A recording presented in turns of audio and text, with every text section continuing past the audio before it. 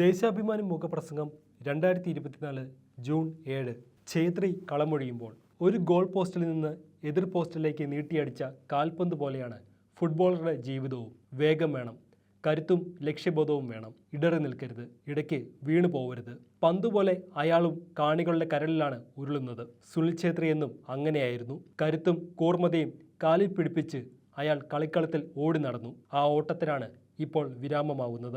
വിജയത്തിന്റെ മരുന്ന് ഭാഗ്യമല്ല, അത് കഠിനാധ്വാനമാണെന്ന് പറഞ്ഞത് വിഖ്യാത പന്തുകളിക്കാരൻ ഡ്യൂഗോ മറഡോണയാണ്. ഇന്ത്യൻ ഫുട്ബോൾ ടീം ക്യാപ്റ്റനായിരുന്ന ഛേത്രി കളമൊഴിയുമ്പോൾ ഓർമ്മ വരുന്നത് മറഡോണയുടെ ഓർമ്മപ്പെടുത്തലാണ്. 19 വർഷം നീണ്ട കളിജീവിതം മനോഹരമാക്കിയത് കഠിനാധ്വാനത്തിലൂടെയായിരുന്നു. ഇന്ത്യൻ ഫുട്ബോളിലെ ചിട്ടവട്ടങ്ങളിൽ ഒതുങ്ങി നിൽക്കാതെ രാജ്യാന്തര നിലവാരത്തിൽ ശോഭിച്ച കളിക്കാരൻ. ഗോളടിയിലും ശാരീരിക മികവിലും മറ്റാരെക്കാളും മിടുക്കൻ. 39-ാം വയസ്സിലും പരിക്കില്ലാതെ പന്ത് തട്ടാൻ കഴിഞ്ഞത് അച്ചടക്കമുള്ള കളിജീവിതം കൊണ്ടാണ്.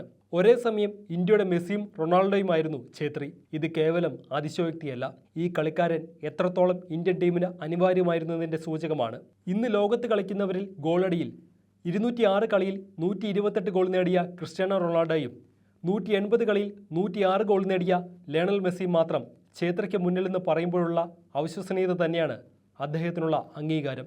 ക്രിക്കറ്റ് അതിൻ്റെ എല്ലാ മോഹക്കാഴ്ചകളോടെയും അവതരിച്ച കാലത്തും ഒരു തലമുറയാകെ പ്രചോദിപ്പിക്കാനും പന്തുകളിയിലേക്ക് ആകർഷിക്കാനും കഴിഞ്ഞതാണ് പ്രധാന നേട്ടം. കളിക്കാരനായും നായകനായും കളിക്കളത്തിൽ നിറഞ്ഞു. ഗോളടിക്കാനും അടിപ്പിക്കാനും മുന്നിലുണ്ടായിരുന്നു. ശാരീരികക്ഷമതയുടെ കാര്യത്തിൽ ഒരിക്കലും വിട്ടുവീഴ്ചയ്ക്ക് തയ്യാറായില്ല. ഏത് പ്രതികൂല സാഹചര്യത്തിലും പരിശീലനം മുടക്കിയില്ല. പ്രായം വെറുമൊരു അക്കമാണെന്ന് ഒപ്പമുള്ള ചെറുപ്പക്കാരെ നിരന്തരം ഓർമ്മിപ്പിച്ചുകൊണ്ടിരുന്നു. പുതിയ തലമുറയ്ക്ക് മാതൃകയാണ് ഈ കളിജീവിതം. കളത്തിലും പുറത്തും അച്ചടക്കമായിരുന്നു മുഖമുദ്ര.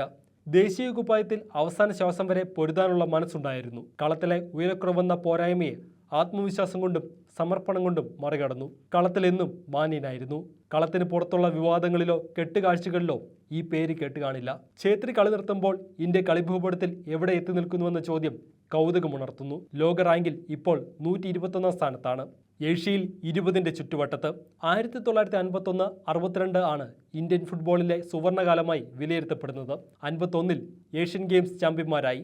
അന്ന് ഫൈനലിൽ തോൽപ്പിച്ച ഇറാൻ ഇന്ന് എവിടെ എത്തി നിൽക്കുന്നുവെന്ന അന്വേഷണം രസകരമാണ്. 56-ലെ മെൽബൺ ഒളിമ്പിക്സിൽ 4-ാം സ്ഥാനം നേടി. അക്കാലത്ത് ഇന്ത്യൻ ടീമിന് ഏഷ്യൻ ബ്രസീൽ എന്ന വിളിപ്പേരുണ്ടായിരുന്നു എന്ന് പറഞ്ഞാൽ ഇപ്പോൾ കേൾക്കുന്നവർ ചിരിക്കും. അതിൽ നിന്നെല്ലാം ഇന്ത്യ താഴോട്ടിറങ്ങി. പിന്നീട് IM വിജയനും ബെയ്ജിംഗ് ബൂട്ടിയയും സജീവമായിരുന്ന 90കളുടെ പകുതിയിലും ടീമിന് ജീവൻ വെച്ചു. 1996-ൽ റാങ്ക് 94-ആയി ഉയർന്നു.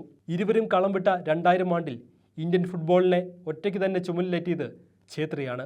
AFC ചലഞ്ച് കപ്പ് മുതൽ ത്രിരാഷ്ട്ര കപ്പ് വരെ നീളുന്ന കിരീട നേട്ടങ്ങൾ. ബോബ് ഹൂട്ടൺ മുതൽ ഇഗർ സ്റ്റിറ്റ്മച്ച് വരെയുള്ള പരിശീലകർക്കൊപ്പം ഇന്ത്യൻ ഫുട്ബോളിന്റെ നിലവാരമുയർത്താൻ ശ്രമിച്ചു.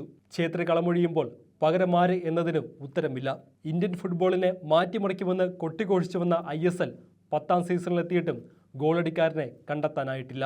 ബംഗളൂരു FC ഒഴികെ ഒരു ISL ടീമിലും ഇന്ത്യക്കാരനായ സെൻട്രൽ ഫോർവേഡ് ഇല്ലെന്നതാണ് രസകരമായ കാര്യം.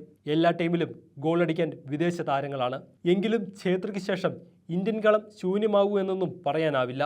ഇത് കണ്ണീരും കിനാവും ചിരിയും സന്തോഷവും നിറച്ച തുകൽപന്തിൻ്റെ കളിയാണ്. ഫുട്ബോളാണ്. ക്രിക്കറ്റ് പിടിമുറുക്കിയെങ്കിലും ഇന്ത്യൻ തെരുവിൽ ഇപ്പോഴും പന്ത് കളിയുണ്ട്. അവിടെ മറഡോണയും മെസ്സിയും റൊണാൾഡോയും ഒക്കെ ഉയർക്കണമെന്നാണ് നമ്മുടെ ആഗ്രഹം. പകരം ബൂട്ടിയയും വിജയനും ഛേത്രിയും ഒക്കെ പിറവിയെടുത്താലും ധന്യരായി. 144 കോടി മനുഷ്യരുടെ കാത്തിരിപ്പിന് അപ്പോഴേ ഒരർത്ഥമുണ്ടാകൂ.